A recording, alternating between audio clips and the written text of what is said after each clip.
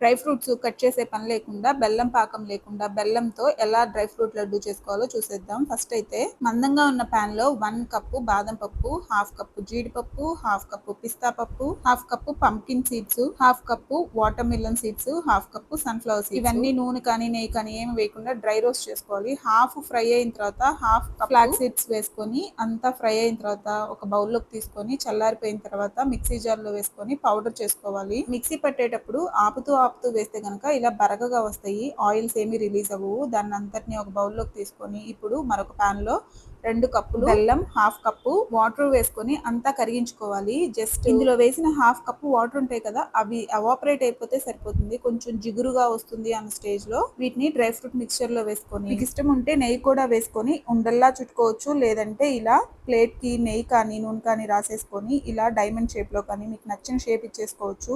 నేనైతే లడ్డూసే చేస్తున్నాను. లడ్డు చుట్టేటప్పుడు కొంచెం చల్లారిన తర్వాత అయినా చుట్టుకోవచ్చు. నచ్చితే ట్రై చేసి ఎలా వచ్చిందో కమెంట్ చేయండి. ఈ వీడియో నచ్చితే లైక్, షేర్ అండ్ సబ్స్క్రైబ్.